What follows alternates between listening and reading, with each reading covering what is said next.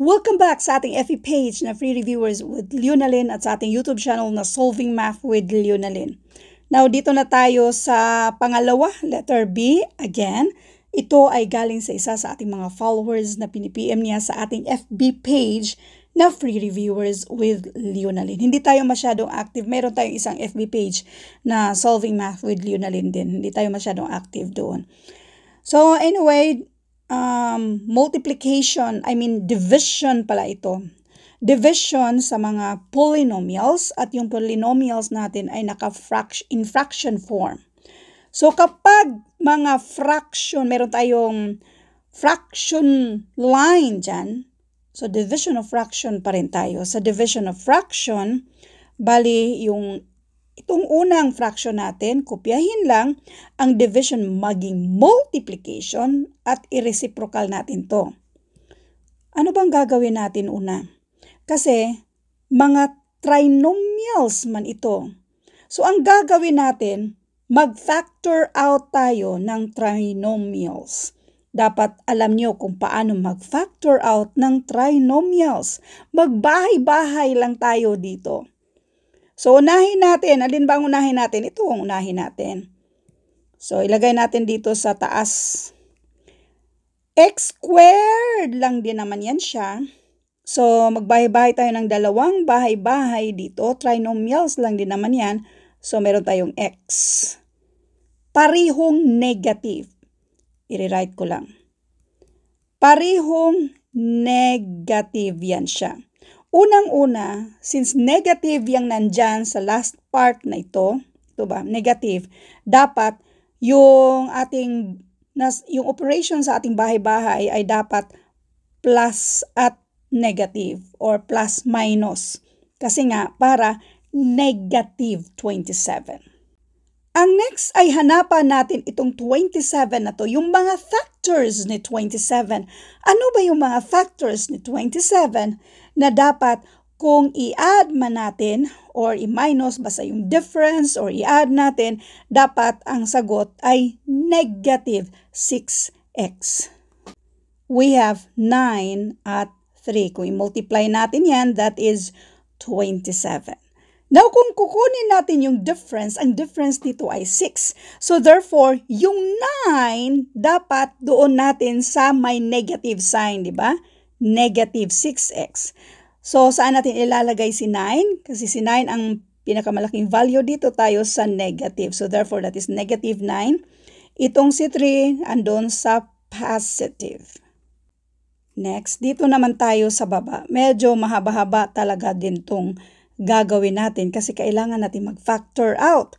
So, ito naman ang i-factor out natin to x squared plus 13x minus 7. Mukhang hindi ito madali sa karamihan. Gawa pa rin tayo ng dalawang bahay-bahay. I-consider natin yung coefficient na 2 dyan. So, isa dito ay merong 2x, yung isa naman ay x lang. So, ilagay natin si 2x dito, yung isa ay x lang. Since ito ay negative, dito ay positive, ano kayang pwedeng gawin natin dito? Meron pa rin tayong negative or subtraction and addition na mga operations in between dito sa ating bahay-bahay. Since positive yan siya, saan natin kaya ilalagay yung plus sign or yung minus sign saan naman? So, consider natin na mas malaki yung, kasi plus yan siya. Itong 2x, dapat kung alam nyo yung mga ways kung paano mag-multiply ng mga binomials para ma-imagine nyo kung saan nyo ilalagay yung mga operations natin. Operations means yung plus, minus, yung mga ganyan ba. FOIL method. First, ito yung i-multiply. Tapos outside, yung 2x, dito kasi natin yan i-multiply.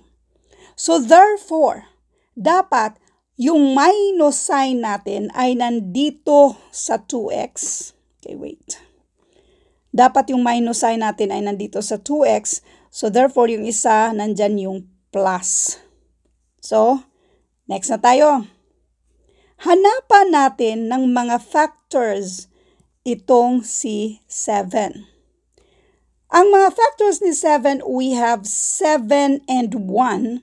Okay, yan lang din naman yan ang mga factors ni 7. So, si 7 at saka si 1, yan yung mga factors. Tapos, itong si 2 kasi, okay, alin dyan ang ilalagay natin sa minus at sa plus? Again, plus yan siya. Positive 13x yung nasa gitna. So, therefore, malamang yung 7 dito natin ilagay kung saan yung plus sign. And then, yung 1 ay nandyan. Now, pwede nyo nang i-double check. Okay? Kasi yan na yung factor out natin dyan. Pina-factor out natin si 2x squared plus 13x minus 7. Para i-double check nyo, pwede nyo yung gamitan ng vertical method or yung FOIL method ba? Pwede rin yung FOIL method. So, i-multiply natin yung itong mga binomials na ito. Pwede rin yung vertical method. Dito tayo sa vertical method na pag-multiply dito. Okay, so this is negative 7. And then we have, 7 times 2x, this is 14x. X times negative 1, this is negative x. X times 2x, this is 2x squared. So, i-add na natin to. This is negative 7, negative 13, positive pala. Positive 13x kasi positive itong 14 natin. And this is 2x squared. So, tama naman. As in, tamang-tama talaga dyan. So, therefore, okay yan yung factor out natin. Dito tayo sa next. Yung division natin. Direkta na natin gawing multiplication, pero reciprocal. So, therefore, yung nasa taas, ito na yung gawin nating sa taas. Okay, yan na yung ilagay natin dito sa taas. I-factor out din natin yan siya. So, we have 2x squared plus 9x minus 5. Again, si 2x dito, x lang naman dito. Saan ulit yung negative natin since positive yung nasa gitna? Dito natin ilagay yung negative. Tapos positive sa kabila. 5 lang din naman yan siya. Isa lang yung mga, dalawa lang yung mga factors dito, which is 5 at saka 1. 5 times 1. Saan naman natin ilalagay yung pinakamalaking value? Kasi positive 9x yan siya. Yung pinakamalaking value doon yan sa positive. Yung 1, doon tayo sa negative. Ngayon, siguro kayo na lang mag-multiply dyan. Kung i-multiply nyo itong 2x minus 1 by x plus 5, i-multiply na lang natin para ma-review din kayo kung paano ba mag-multiply using FOIL method. Magagamit pa naman yan kahit anong exams na merong mga kahalintulad nito. FOIL method.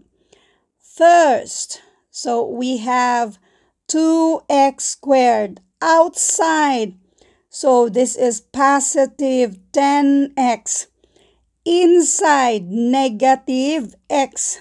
Lagay na natin yung negative x dito kasi pareho yung mga terms. Last, so negative 1 times 5, this is negative 5. Okay, negative 5. This is positive 9x. This is 2x squared. Diba? Nakita nyo? Parehong-pareho dito. Okay, next. Dito na tayo. Isa na lang. Ito ang ilagay natin sa baba. Gawa pa rin tayo ng bahay. Meron ulit tayong 2x squared minus 15x minus 27. About 27. Medyo hindi ganun kadali na hanapan ito ng mga factors nito, itong negative 27 na ito. So anyway, meron pa tayong 2x squared. So we have 2x. Yung isa ay x lang. Meron tayong mga parehong negative. So kung negative yung nasa last part or last term, meaning plus at negative ito. So ngayon, saan kaya natin ilalagay? Ano ba yung mga factors ni 27 na pwede nating i-multiply pa ng 2 tapos makakuha tayo ng difference na negative 15x sa gitna? Ano ba mga factors ni 27? Kung 27 at 1, masyado mang malaki yung 27 at 1. So dito tayo sa 9 at si 3. 9 times 3, that is 27. Isa din sa clue natin. Dapat medyo malapit dito. Meron tayong 9 at 3. Para later on, malamang mag-cancel tayo dito. So gamitin natin itong mga factors na 9 at 3. Saan natin ilalagay yung 9? Kanino ba yung mga negative at positive? So, since ito ay malaking number na to na negative 27, ito ay negative 15, medyo malaki siya. So, therefore, yung 9 na ito ay dito natin ilalagay sa negative. By the way, ito ilagyan natin to ng positive. So, therefore, this is negative 9. Yung isa, yung 3, dito natin ilalagay. So, this is 2x plus 3. Alam nyo, madali lang ito. Malamang sa ngayon, baka nagmekos-mekos na kayo. Madali lang ito. Relax lang when it comes to mathematics, lalo na itong mga algebra na ito. Kung i-double check natin yung 2x plus 3 at itong x minus 9. Maliban sa vertical method or yung FOIL method, meron din tayong tinatawag na box method. Okay, tatlong solusyon ng pag-multiply ng mga binomials ang ibibigay ko sa inyo. So, lagay natin itong 2x, tapos positive 3, we have x, negative 9. So, we have 2x times x. This is 2x squared. 2x times negative 9. This is negative 18x. Then, this is 3x and negative 27. Yung nauna ay 2x squared. Yung nasa gitna natin ay i-add natin yan, negative 18x plus 3x, this is negative 15x. Tapos, yung last na negative 27. Kung ano man ito, ay ganun na ganun din naman dito sa nauna. Okay? So, therefore, tama na yung ginawa natin. Ang next natin gagawin, mag-cancel tayo. Meron tayong x minus 9. X minus 9, i-cancel natin yan siya. Alin pa ba ang merong pariho dito? Ito, i-cancel natin yan siya. Pariho siyang 2x minus 1. So, anong gagawin natin sa mga natitira dito? I-rewrite natin. Meron tayong x plus 3. So, x plus 3. Na i-multiply sa x plus 5 over dito sa x plus 7 at yan ay i-multiply dito sa 2x plus 3.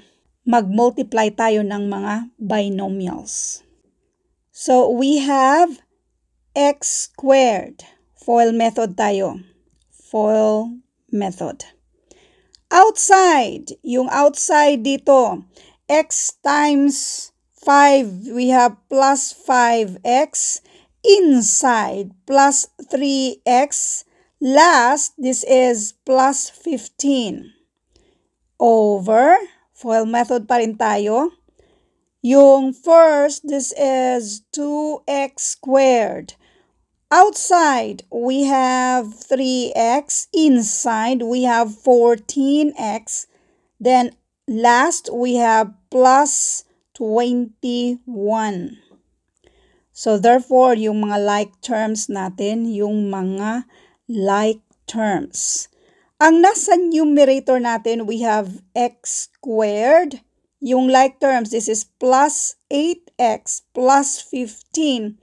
Over 2x squared. Yung like terms, we have plus 17x plus 21. Finally, nandito na tayo sa sagot. Ang haba-haba ng solusyon natin. So, yan yung sagot. So, mukhang hindi ko na lang siguro gagawin itong letter C. Nakaka-tired naman. So, ang gagawin nyo lang ay alamin kung paanong mag-factor out ng mga trinomials, which is ginawa natin, kung paano mag-multiply ng mga binomials, kung paano mag-cancel, paano mag-divide ng mga fractions. Yan lang yung pinaka-basic dyan. So anyway, madali lang naman ang mathematics. Huwag nyo lang pangunahan ng takot. Ang dali-dali lang nito. Okay, huwag ka lang kayong mag-overthink. So, ito meron pang pangatlo. So, yung pangatlo naman, mas simple lang naman siya kumpara dito sa letter B. So, I think hindi na lang siguro natin gagawin itong pangatlo. Mas easy man tong letter C kaysa letter B. Thank you for watching and all. I hope na meron kayong natutunan sa videong ito. Thank you and God bless.